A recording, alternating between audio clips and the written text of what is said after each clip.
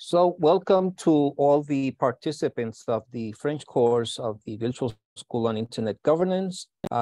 Today we have Blaise Arbault with us, and he will be discussing the topic of the module on security, and he has a specific perspective he wants to bring to the table. So I'll let Blaise start the session in French so that you can understand what's going on, since I don't speak absolutely nothing in French. So Blaise, you have the floor. Go ahead and share your presentation. Okay, Alfredo. Thanks for the invitation. Let me just start by saying thank you to Glenn, yourself, and Sandy for inviting me to participate at this event. So I will continue in French because, as you know, I'm scheduling to speak French for the participants. So I will switch now and continue the presentation. Okay, let me just start sharing my screen. I think you all see it. Can you confirm, Alfredo? Yes. Good. Go ahead. OK. Bonsoir à tout le monde. Je le redis quand même en français pour permettre à tout le monde de me comprendre. Donc, je suis heureux d'être un conférencier à cet événement quand même, à parler de cybersécurité, un sujet qui me passionne beaucoup. Donc, Sandy m'avait invité de participer à l'école virtuelle de la gouvernance de l'Internet. Et puis, moi, aujourd'hui, j'aimerais aborder surtout la cybersécurité en général. J'ai titré quand même cybersécurité, menaces et tendances. Ben, ça va être quelque chose assez haut niveau que n'importe quel utilisateur peut comprendre. OK. Je commence d'abord par me présenter. Je suis consultant en sécurité informatique. J'ai quand même un bon arrière-plan, un long arrière-plan dans les TI, un peu plus de 20 ans, incluant TI et InfoSec pour la sécurité de l'information. J'ai quand même, je me suis adonné quand même beaucoup plus en cybersécurité pour les 8 dernières années. Mais avant, j'étais quand même un gars qui touchait à tout, l'administration des systèmes et des réseaux. Je détiens aussi beaucoup de certifications dans l'industrie des TI et de la sécurité, comme je vous montre à l'écran. Dans mes postes, quand j'ai travaillé comme administrateur de réseau de système, j'avais fait mon CCNT, j'avais fait aussi mon MCSA, et puis quand j'ai changé pour la sécurité de l'information, donc je touche beaucoup plus la sécurité, donc il faut faire quand même des certifications liées à ce domaine-là. Donc, j'ai mon ISO 27001 comme Lead Implementer et Foundation. J'ai aussi mon CCISO, qui est la certification réservée pour les responsables de sécurité informatique. Pour les gens qui écouteront après, je suis aussi boursier de l'ARIN et de ICANN. Je pense que si vous êtes dans ce groupe-là, ISOC, vous devriez déjà entendre parler de ces deux organisations. J'ai lancé en 2017 aussi Haiti CyberCon. C'est une conférence où on parle que des sécurités de l'information ou de cybersécurité, si vous voulez bien. Et puis, je suis entrepreneur. J'ai fondé il y a de 3 ans Yotasec, une entreprise de services conseil en sécurité de l'information. Et puis, comme on est quand même, on parle de ISOC, donc je suis aussi membre du conseil d'administration de ISOC Québec. Là, c'est un peu sur mon parcours et mon profil. Maintenant, on rentre vite dans le sujet quand même. Je vais juste commencer par une mise en contexte quand même. On parle beaucoup de sécurité ces temps-ci, c'est pas pour rien quand même, parce que la sécurité, ça fait beaucoup de mal aux utilisateurs, aux organisations. Mais malheureusement, ça va pas finir demain, ça va encore durer. J'ai été surpris de voir une question dans le forum pour l'école virtuelle de la gouvernance sur Internet. Je pense que j'ai oublié le nom là, mais c'est un utilisateur qui a dit, est-ce qu'avec l'informatique quantique ou quantique, est-ce que les attaques informatiques vont rester? je n'ai pas pu répondre à cette personne-là, mais je peux répondre par la présentation pour dire, malheureusement, ça va continuer, mon ami, ça ne va pas finir tout de suite. Au contraire, l'informatique quantique, même si ça va aider beaucoup avec l'intelligence artificielle, mais ça va aussi servir aux acteurs malveillants pour casser les algorithmes quand même, qui est un autre sujet qui n'est pas lié à notre thème d'aujourd'hui. Donc, comme j'ai dit en bas, en sécurité, on utilise toujours ce jargon. Ce n'est pas une question de si, mais c'est quand. C'est-à-dire, ça va arriver quand même.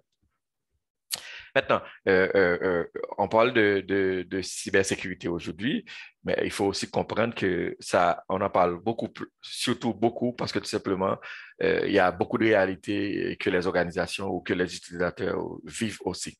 Donc, si je commence par le premier élément qui parle de traitement et stockage de données sensibles. Donc, vous comprendrez avec moi que les organisations, pour répondre à leur modèle d'affaires, pour rester en business, ils doivent traiter et stocker des données sensibles. On dit données sensibles ou données confidentielles, comme vous voulez le comprendre. Donc, c'est des données, par exemple, là, qui ont beaucoup d'importance pour l'organisation. C'est des données aussi que les acteurs malveillants cherchent beaucoup aussi. Si je prends l'exemple d'une banque, par exemple, d'une banque, d'une institution financière qui gère des données, des comptes clients, des comptes pour les clients qui font les épargnes chez eux, qui ouvrent des comptes d'investissement chez eux. Donc, pour chaque client, quand même, on va voir pour chaque client, il va avoir son nom, son prénom, sa date de naissance, un numéro de compte. Il va avoir, par exemple, un numéro de carte de crédit si la personne détient un compte à cette banque-là. Donc, c'est toutes des données sensibles que la banque a besoin de protéger, mais que aussi l'acteur malveillant cherche parce qu'avec ça, il va faire beaucoup d'argent. Je peux aussi ajouter de l'automatisation. L'automatisation, pour ne pas parler de robotisation quand même, eh bien, la majorité des organisations, ces derniers temps, ils font beaucoup appel à l'automatisation pour délivrer, pour compléter ou pour livrer leur domaine leur domaine d'affaires, pour compléter, pour atteindre leurs objectifs. Donc, vous avez vu avec moi, pendant la pandémie, beaucoup de choses ont changé, n'est-ce pas? Je peux vous citer l'exemple de quelques restaurants ici au Québec, au Canada quand même, qui ont fait usage de petits robots pour servir les clients. Parce que pendant la pandémie, tout le monde restait chez eux, donc il y avait une pénurie de main-d'œuvre, il y avait plus de gens qui venaient travailler au restaurant, et puis ces entreprises-là ou ces restaurants-là, s'il n'y avait pas vraiment ce service-là ou cette possibilité d'automatiser leur business, ils allaient tout simplement fermer leurs portes. Donc, ça aide beaucoup, mais ça revient aussi avec ces enjeux. Et un deuxième élément, c'est comme j'écris à l'écran, c'est un mélange de technologies modernes et anciennes. Eh bien, beaucoup d'organisations font face à cette réalité ou vivent cette réalité. Une entreprise, par exemple, là, qui a vu le jour 50 ans de cela, vous serez d'accord avec moi que cette entreprise-là a développé un outil. Malheureusement, cet outil-là, lorsqu'il a été développé, on ne parlait pas trop de sécurité. Donc, c'est des gens, c'est des développeurs, des employés internes qui ont développé l'application sans suivre aucun règlement, aucun cadre de référence en sécurité de l'information ou en développement sécuritaire d'une application. Donc, c'est des applications qui ont été développées juste pour combler un besoin, pour répondre à un besoin. Eh bien, certaines organisations de nos jours utilisent encore ces systèmes-là. En anglais, on les appelle des legacy systems. Eh bien, parce que tout simplement, il faut qu'ils vivent avec ça. C'est ça qui permet de travailler, de fonctionner, d'atteindre leurs objectifs d'affaires. Donc, si l'entreprise n'utilise plus ce système ancien-là, donc, il ne pourra pas fonctionner. Mais ça vient aussi avec ces enjeux, comme j'ai dit. Donc, il va avoir dans ces entreprises-là des possibilités d'avoir une possibilité ou plusieurs possibilités d'avoir des anciens systèmes et des systèmes legacy ou des systèmes anciens en même temps. Il ne faut pas non plus négliger la présence de beaucoup d'acteurs externes.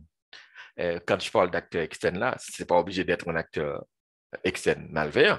Ça peut être, par exemple, une petite entreprise qui a décidé d'impartir ses services vers un prestataire de services. Vous êtes d'accord avec moi que certaines entreprises, certaines PME qui n'ont pas beaucoup d'employés, donc des fois, c'est difficile de payer un responsable informatique ou un technicien de réseau informatique. Donc, qu'est-ce qu'ils font? Ils achètent un service, ce qu'on appelle un MSSP, OK?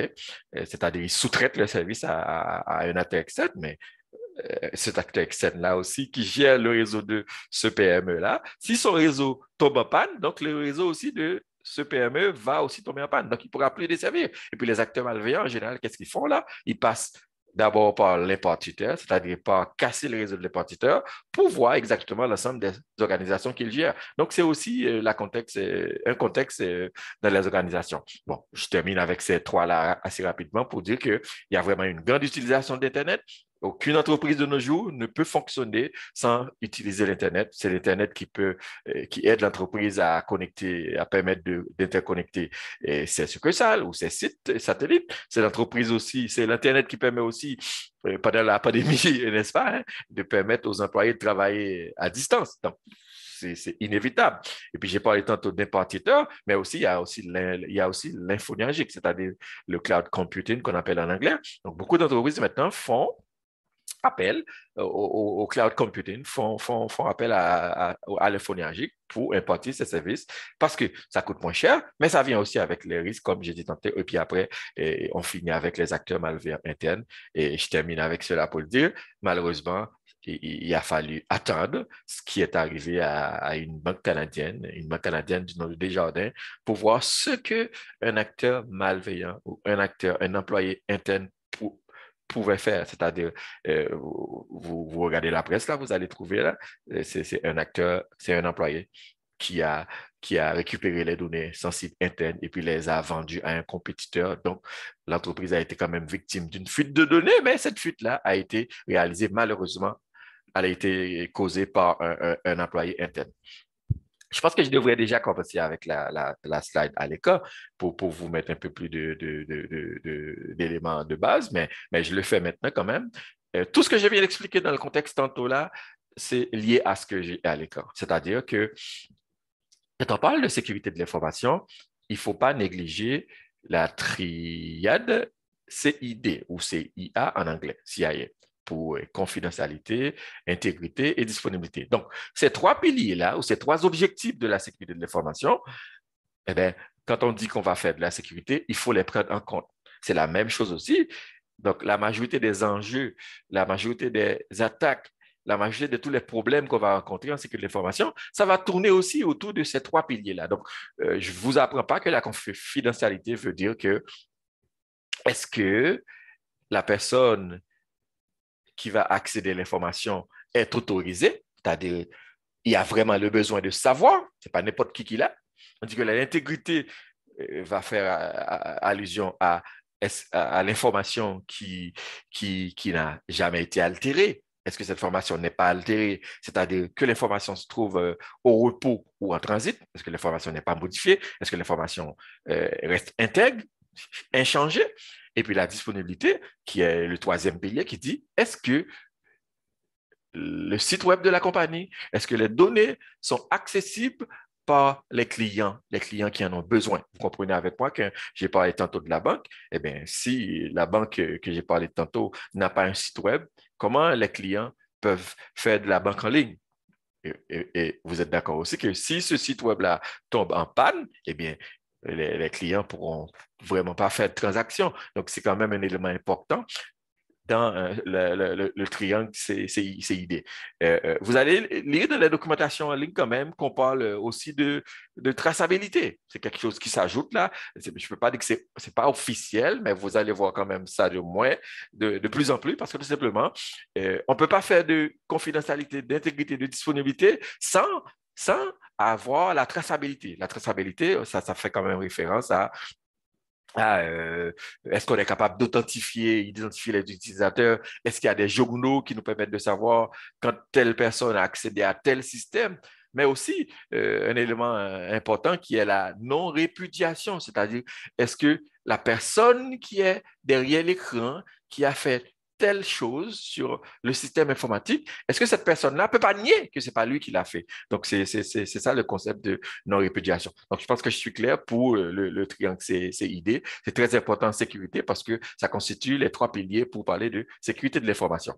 Maintenant, je continue aussi avec un slide que je trouve quand même assez remarquable, étant donné qu'on parle, comme j'ai dit ce soir, de menaces en cybersécurité.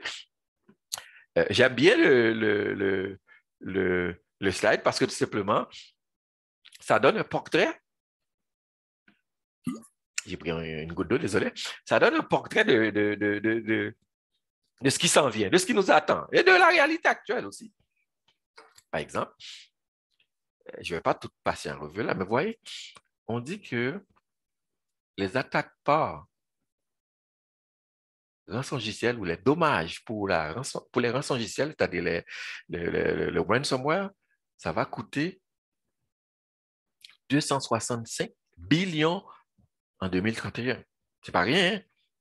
Un autre élément important. En 2031, les clients et les organisations vont quand même victimes d'une attaque par rançongiciel. Et si j'ajoute un autre troisième, il dit que on va avoir besoin de protéger 200 zettabytes de données d'ici 2025. Donc, protéger toutes ces données-là, du big data, hein, beaucoup de données, pour les protéger, ça prend quand même beaucoup de ressources. Donc, ce n'est pas rien.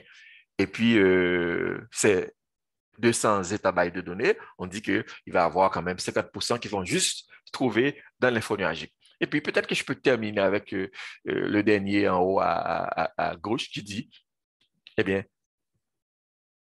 les coûts de la cybercriminalité vont atteindre 10,5 trillions de dollars en 2025. Eh bien, qu'est-ce qui cause tout ça?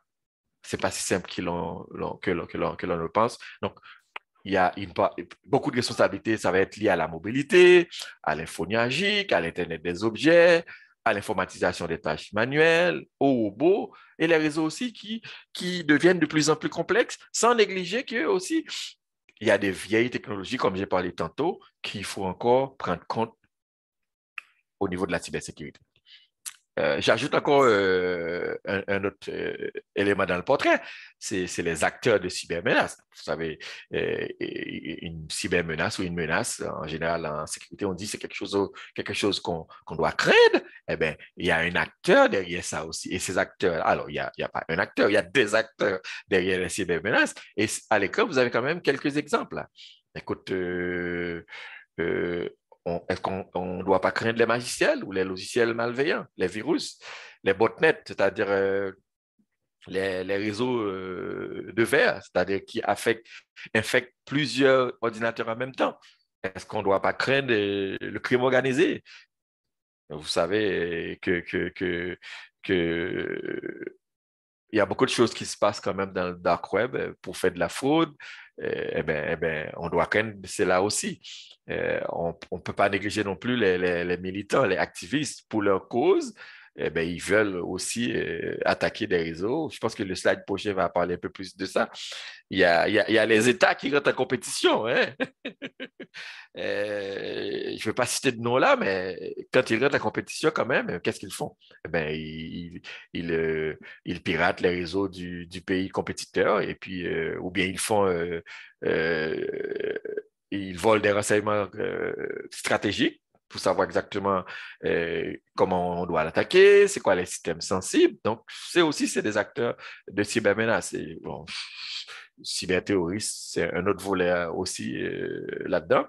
Et puis, les humains, comme c'est le maillon faible en sécurité aussi, il faut les craindre aussi parce que quelqu'un qui se met en tête, qui veut aussi, il recherche un nouveau défi, C'est-à-dire, il veut quand même apprendre à partir de son sous-sol ou bien à partir d'un petit coin dans sa maison, attaquer un réseau d'une grande organisation à travers des codes qu'il trouve, ce qu'on appelle les script kiddies. Eh bien, il faut les craindre aussi parce que c'est des gens qui cherchent des défis, c'est des adolescents qui ont beaucoup de leitmotiv, qui ont de l'adrénaline pour tout découvrir.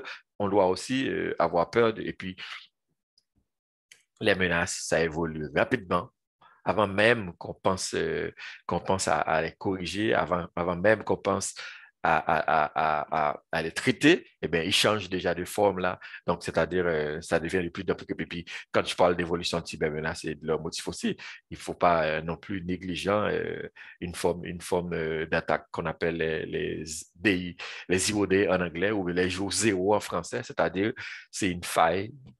Okay? Une vulnérabilité qu'on va découvrir. Et puis, il n'y a aucun correctif pour la vulnérabilité. Donc, qu'est-ce qu'on fait quand notre système est affecté ou est impacté par une faille zéro day? Il n'y a pas de correction. Il n'y a pas de correctif déjà mis en place. Donc, c'est-à-dire, le réseau va être à terre tout de suite. Tantôt, j'ai parlé de activiste, pas le activiste avec le hack et puis qui fait son activité, le pirate l'acteur malveillant qui travaille pour sa cause. Eh bien, ces groupes-là, vous en connaissez quand même beaucoup qui ont accompli quand même beaucoup de forfaits à travers le monde. Leur rôle là, c'est défendre une cause. Donc, comment ils le font? C'est la désobéissance sociale. Par exemple, on peut tomber dans une situation où le groupe Anonymous ou n'importe quel groupe là, qui sont des activistes mettent à terre un site web d'une organisation dans un pays parce que tout simplement, cette organisation s'était comportée ou avait réagi d'une façon qui ne les plaît pas. Et ces genres de désobéissance-là, ça peut aller sur des messages, par des messages à caractère politique. Okay? Défendre une cause, ça peut être politique, ça peut être parce que ils défendent une religion, un groupe religieux. Ça peut être aussi vengeance par la race. Donc, les causes là, ça change d'un groupe à un autre. Et puis, les revendications, comme j'ai parlé tantôt. Donc, bon, je ne l'ai pas vu quand même, mais dans les pays en voie de développement. Mais écoute, là je ne demande pas aux gens qui m'écoutent de faire ça. Mais supposons que dans un pays en voie de développement, on n'a pas accès à des services. Eh bien, c'est des causes qui intéressent quand même, qui pourraient intéresser, je dirais, des groupes, c'est-à-dire soulever contre le gouvernement, soulever contre un groupe pour revendiquer une idéologie, un besoin ou un service. Comme je vous dis, c'est une parenthèse, je le ferme tout de suite, je ne recommande pas ça, mais les causes là, ils changent d'une entité à une autre, d'un pays à un autre. Et puis la vengeance, donc j'ai été victime par tel groupe aujourd'hui, maintenant je veux mettre à terre aussi son réseau juste pour me venger. Donc, ces groupes de menaces-là, comme j'ai écrit à la fin, c'est difficile à prévoir et à évaluer. Le temps passe vite.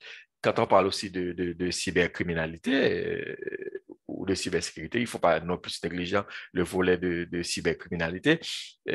En général, on veut toujours nous faire croire dans les films que tous les cybercriminels se trouvent en Europe de l'Est. OK?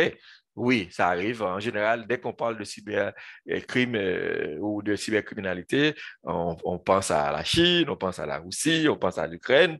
Oui, c'est vrai. L'exemple que je donne à l'écran, c'est quand même, euh, je crois que c'est en 2017 ou 2019, là, je ne peux pas me prononcer assurément là-dessus, là, mais c'est qu'il y a une ville euh, en Roumanie qui s'appelle Râmnicu Vâlcea. Eh bien, c'est une ville qui produit des pirates.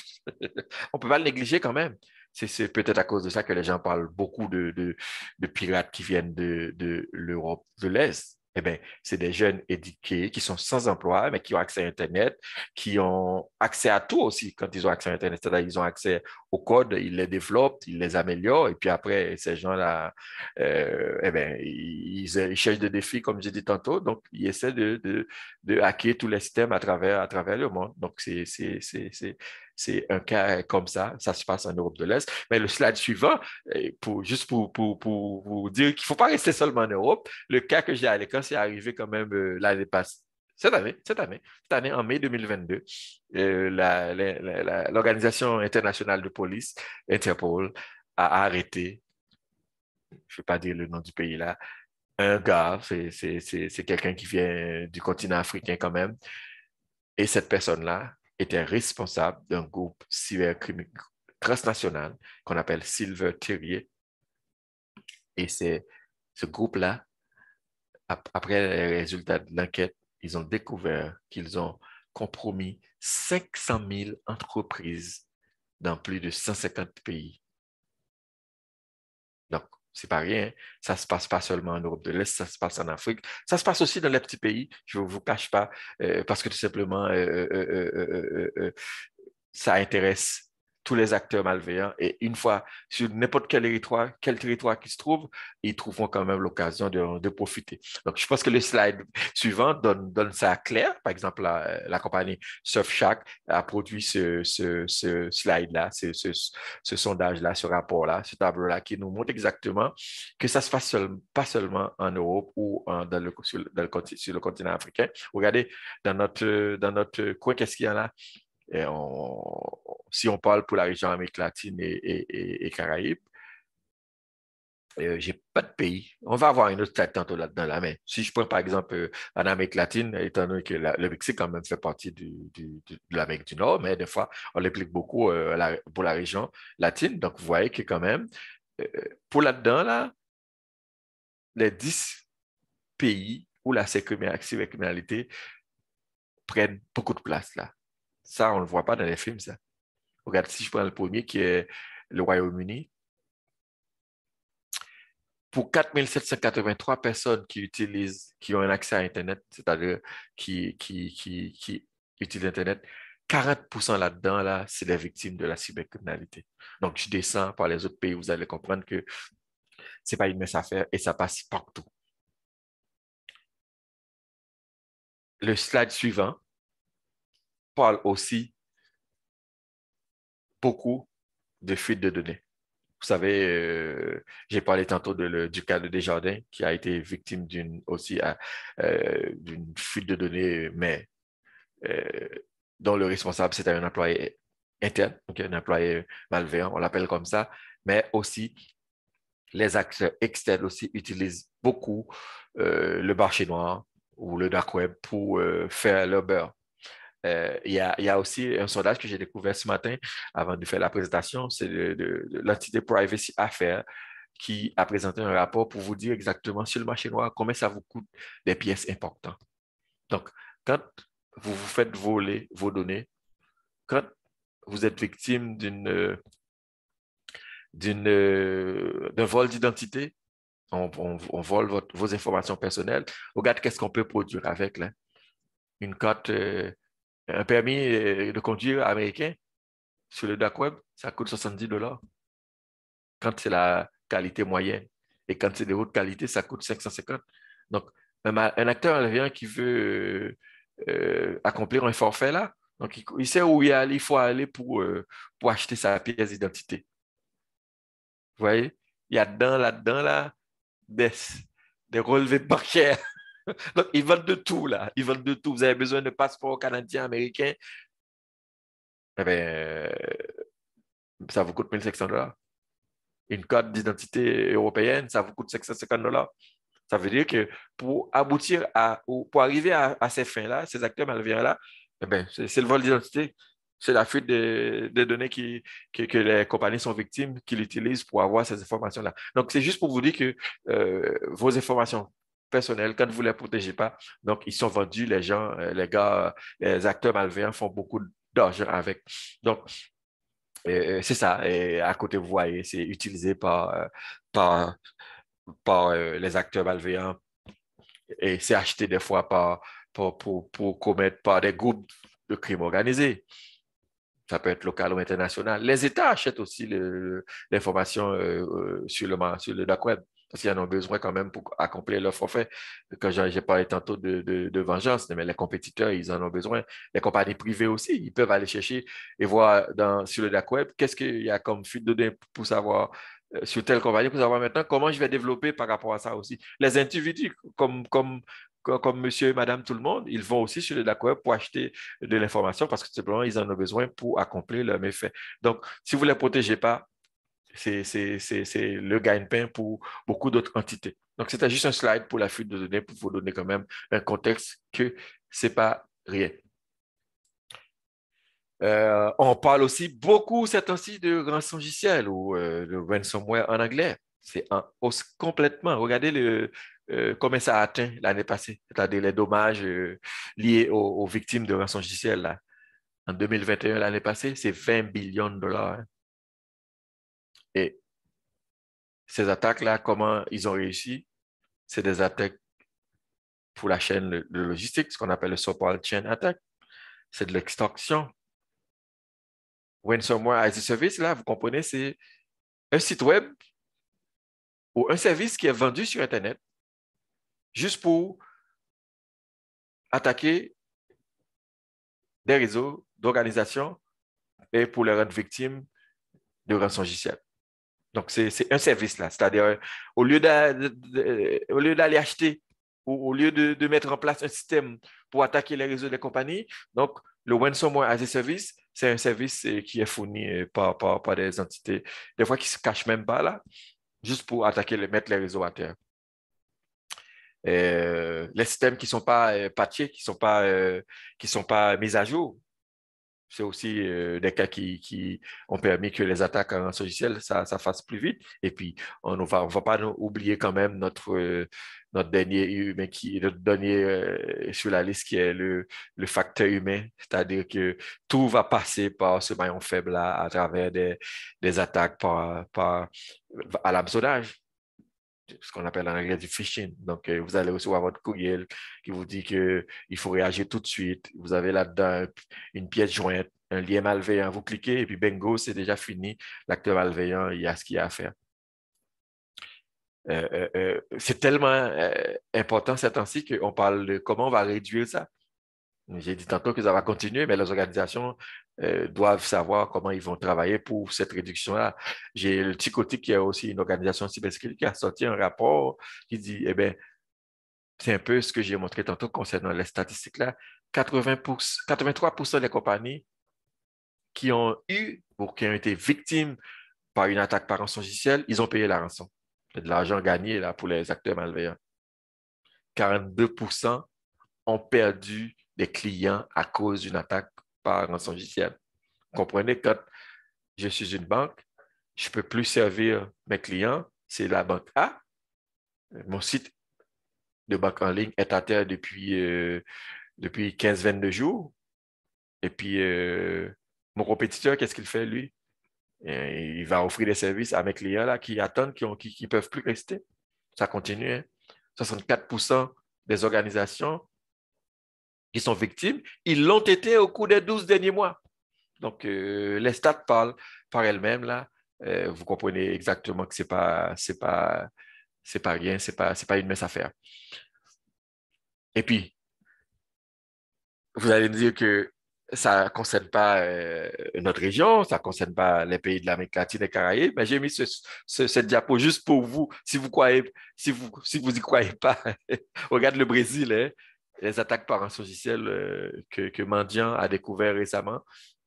Brésil en tête de liste avec 36%, le Mexique a suivi, la Colombie, l'Argentine, le Chili, Costa Rica, le Pérou, la Jamaïque. Et vous voyez toute la liste en haut, là, Bahamas jusqu'au Trinidad et Tobago. Vous ne voyez pas votre pays dans la liste? Ça ne veut pas dire pour autant que ce n'est pas là-dedans. Là.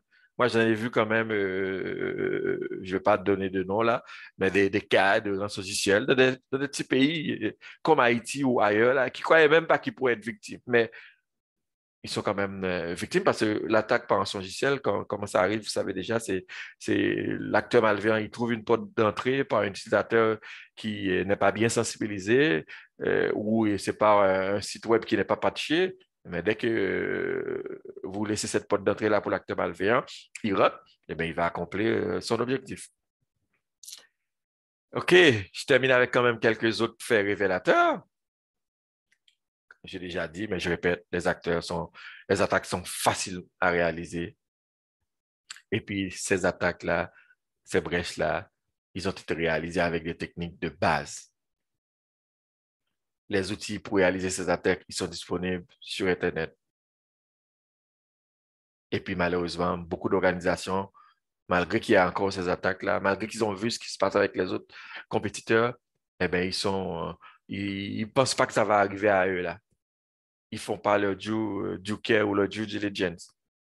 Et puis, ces attaques-là, c'est à la portée de tous. Comme j'ai dit tantôt, là, ces temps-ci, là, on parle beaucoup de vulnérabilité pour les produits Fortinet. Fortinet, c'est quand même un gros fournisseur de services réseau, de pare-feu, de switch, de SDN.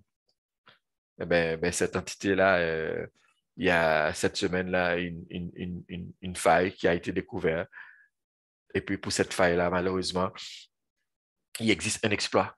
L'exploit, ça veut dire que les personnes qui ont trouvé la faille ont posté qu'est-ce qu'il faut faire vraiment pour exploiter la faille. Vous savez, quand il y a une faille découverte dans un système et que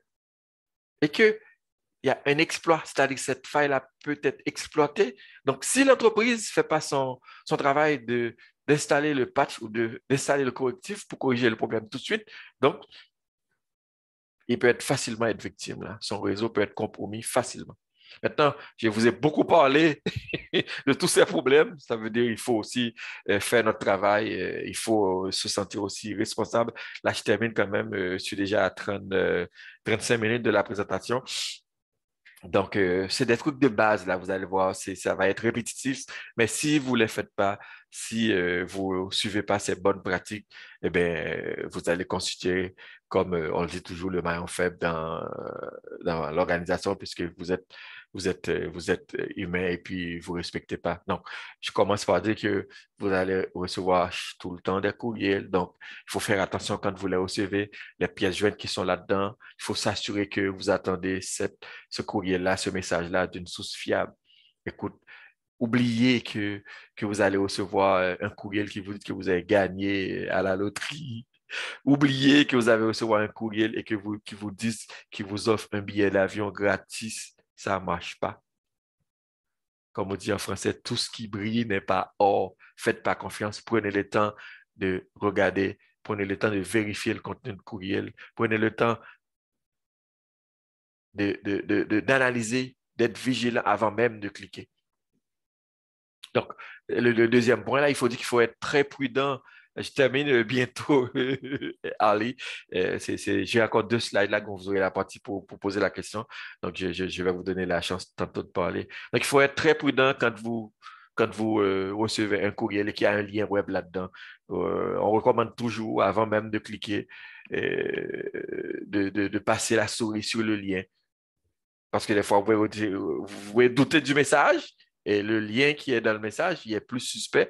Donc, en passant le curseur de la souris, le pointeur de la souris sur le lien, vous allez voir si ça correspond vraiment à ce qu'ils ont dit dans le courrier. Donc, ça peut être des posts Facebook, des jobs ou des posts, des emplois sur LinkedIn. Il ne faut pas faire confiance. Comme je vous dis, tout ce qui brille n'est pas or. Un autre exemple, c'est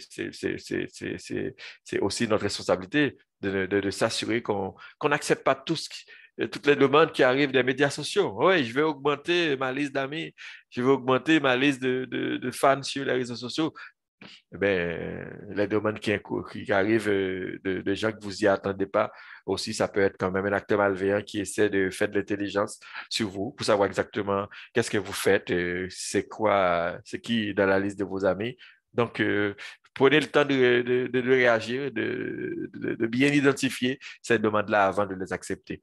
Et puis, ça passe aussi par une mise à jour de vos appareils, vous avez vos téléphones, vous avez vos ordinateurs, eh bien, il va toujours avoir des mises à jour sur ces ordinateurs-là. Je sais que vous dites, ah, vous n'avez pas le temps de les faire. C'est aussi, ça arrive dans les organisations. Par exemple, la faille est sortie, la vulnérabilité est connue, mais malheureusement, l'entreprise préfère que son réseau soit toujours fonctionnel. À ce moment, qu'est-ce qu'ils font? Ils font pas de mise à jour et puis, pouf, l'exploitation est faite et puis ça ne fonctionne plus maintenant. Donc, trop tard déjà. Donc, ça concerne aussi les utilisateurs. Écoute, là, prenez pas le temps, là. Vous voyez, il y a une mise à jour pour votre téléphone, c'est un Android, c'est un iPhone, faites-le.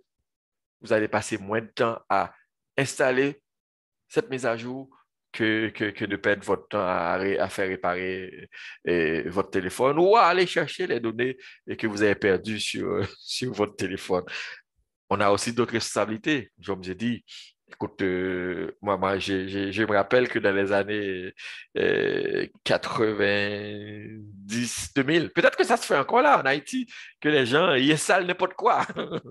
On a besoin de tel logiciel, on y va, pouf, on installe et puis après, bingo, on s'en sert. Mais vous savez que la majorité de ces applications-là, c'est des applications de type spyware, c'est-à-dire des applications qui vont vous espionner. C'est des applications aussi qui vont voler de l'information sur vos ordinateurs.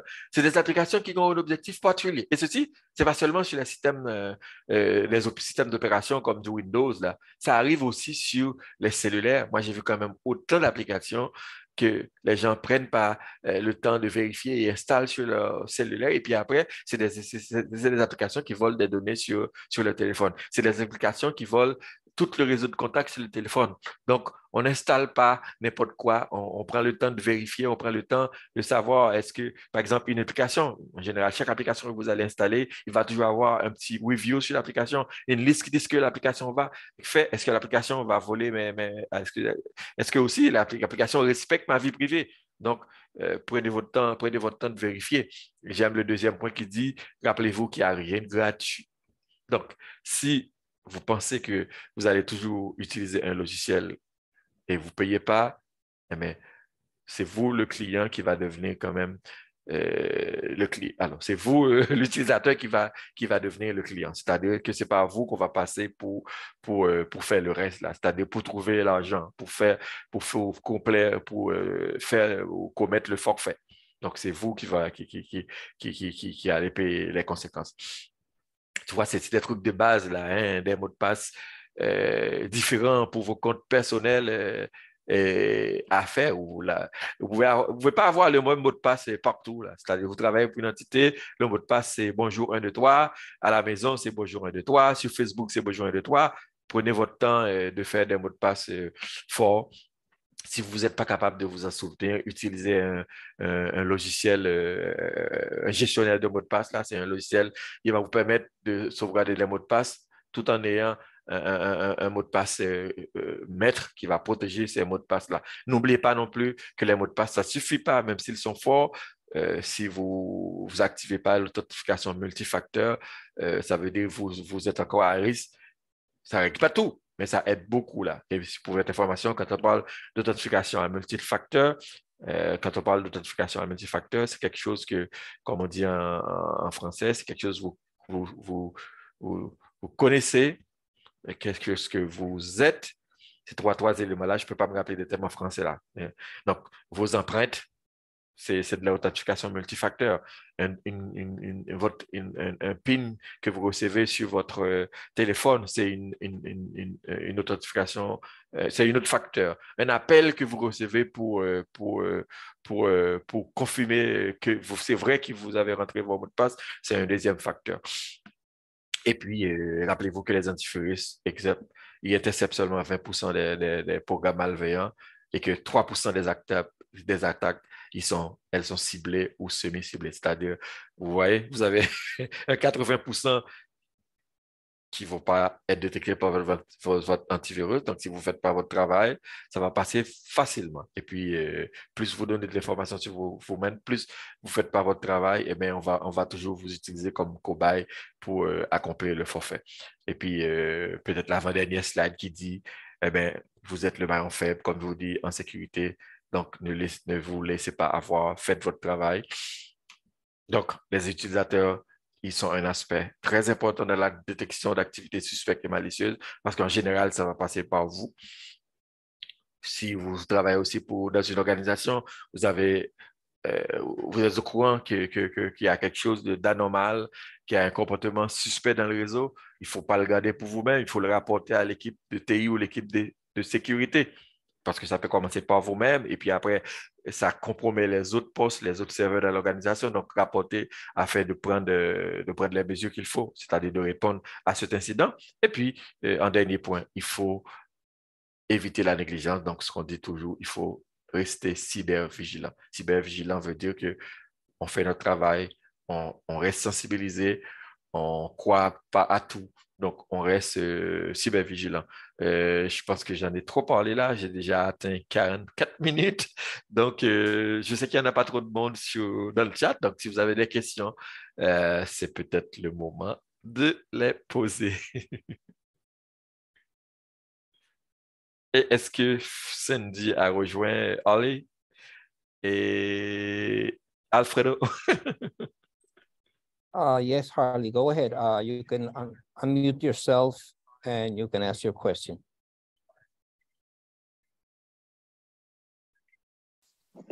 Allô, vous m'entendez? Bonsoir. Très bien, allez-vous? Très bien, merci. Je vous félicite de votre exposé magistral. Alors, j'ai 3 questions. Okay. Je ne sais pas si vous allez avoir le temps de les répondre, mais je vais quand même les poser. Alors, vous avez parlé de la question de sécurité tout au long de votre exposé, mais vous n'avez pas vraiment parlé de comment il faut se protéger contre le cyberharcèlement, c'est-à-dire le harcèlement en ligne. Donc, qu'est-ce qu'il faudrait faire pour se protéger contre les harcèlements et contre les insultes et les propos discriminatoires qui se font en ligne, tout ça. Deuxièmement, ma question, c'est, il y a certains logiciels, quand on les télécharge sur notre portable, ces logiciels-là nous demandent de leur donner accès à notre liste de contacts. Alors, comment on peut se protéger contre ces logiciels-là, puisque le logiciel en soi n'a rien à voir avec notre liste de contacts.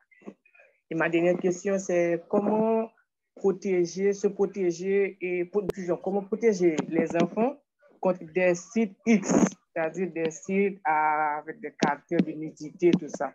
Comment renforcer la sécurité de certains sites X pour protéger les enfants. Je ne sais pas si je me suis bien compris avec mes 3 questions. Oui, tout à fait, j'ai compris. J'ai compris. Si je veux commencer par le premier ou pour parler de cyberharcèlement, n'oubliez pas, cybersécurité, c'est quand même si ça vient des TI, c'est séparé, mais ça vient quand même du monde des TI au départ. Donc, le cyberharcèlement, ou on appelle aussi on pourrait aussi l'appeler cyberintimidation, c'est quand même un domaine assez vaste aussi en cybersécurité. Donc, quand vous voyez cyberintimidation quand même, c'est la forme de commettre de la haine dans le passé, là, vous comprenez? Donc, c'est-à-dire, il y avait dans le passé un traitement ou une réponse légale avec ça. Eh bien, au cyberharcèlement aussi, d'abord, il faut avoir les lois qui traitent ça. C'est-à-dire, quand je suis victime de cyberharcèlement, comment est-ce qu'il y a un cadre légal qui va me permettre de répondre? Je suis d'accord que dans certains pays, il n'y a pas vraiment de cadre légal. Par exemple, au Canada, je sais qu'il y en a. Si quelqu'un est victime de cyberharcèlement, il peut reporter le crime à la police. La police va faire son enquête, sa cyber-enquête, et puis après, va arrêter normalement parce qu'il y a un cadre légal qui répond. Mais dans le cas où il y a un pays, il n'y a pas vraiment de cadre légal pour ça, eh bien, d'abord, il faut se protéger. Par exemple, là, est-ce qu'on est capable si on n'est pas capable de reporter à la police, parce que la police, il n'y a pas de cadre légal, mais ça ne nous empêche pas quand même de le reporter quand même pour dire que à la police, à travers une plainte, qu'on a été victime d'un harcèlement qui a été fait en ligne. OK. Est-ce que j'ai les moyens aussi, après que j'ai déposé ma plainte, de dénoncer cette personne aussi en ligne? OK. Est-ce que j'ai les moyens de le faire? Par exemple, à travers quel médium que vous avez reçu ce cyberharcèlement? Est-ce qu'on est capable de dénoncer ça aussi? Et puis, écoute, si c'est quelque chose, par exemple, qui vous harcèle, que vous n'êtes plus capable, eh bien, il faut quand même bloquer. C'est-à-dire, si vous êtes dans une situation où vous vous sentez victime, mais vous n'avez pas tout de suite la réponse est-ce que vous êtes obligé de rester dans cette même situation? Donc, si vous êtes capable de bloquer, mais d'abord, avant de bloquer, s'assurer aussi qu'on a pris toutes les informations avant même de bloquer pour s'assurer que s'il va avoir un suivi à faire pour ça, le faire, mais le bloquer aussi, c'est une possibilité. Tu vois, le meilleur moyen pour moi, c'est de reporter et que de laisser à la police et à la justice de faire son travail. De bloquer, c'est un moyen quand même qu'on a pour répondre, mais vous êtes victime quand même. Je ne sais pas à quel niveau que le cyberharcèlement ou la cyberintimidation peut arriver, mais c'est notre travail de dénoncer. Mais comme j'ai dit aussi, ça prend quand même un cadre légal pour répondre à ça. La deuxième partie de la question, c'était un logiciel qui est installé sur un appareil mobile et puis qui demande des contacts. Moi, je ne vous cache pas, écoute, avant que j'installe une application sur mon cellulaire, je regarde exactement la description pour voir exactement qu'est-ce que l'application va chercher. Écoute, si c'est une application qui va me demander de partager ma liste de contacts, je n'installe pas tout simplement. C'est-à-dire, moi, je dois m'assurer que je vais utiliser une application que ça répond à mon besoin. Comme vous dites là, en plus, des fois, c'est la liste de contacts que l'application cherche, mais il y a certaines applications qui cherchent aussi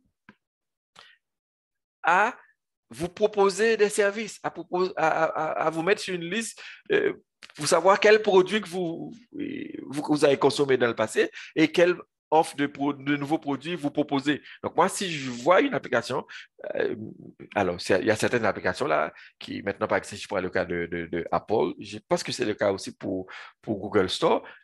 Mais chaque application, il doit être étiqueté pour dire exactement qu'est-ce qu'il va chercher sur votre téléphone. Mais si je peux voir exactement que cette application va aller trafiquer ou abuser ma vie privée, j'accepte pas. Si l'application veut aller me demander de partager ma liste de contacts, j'installe pas tout simplement. Et puis, la dernière question, j'essaie de me rappeler, je n'avais pas pris de note là, c'était sur... c'était quoi encore, Ali? Oui, mais la dernière question, c'est comment renforcer la sécurité de certains sites X, c'est-à-dire des sites à caractère de nudité pornographique, Okay. pour mieux protéger les enfants et les adolescents. OK, bon. Là, si c'est quelque chose au niveau global, là, par exemple, c'est des sites que l'enfant va aller chercher à travers un cellulaire lui-même, ou c'est des sites qui sont arrivés, je ne sais pas, par publicité ou autre, là. OK?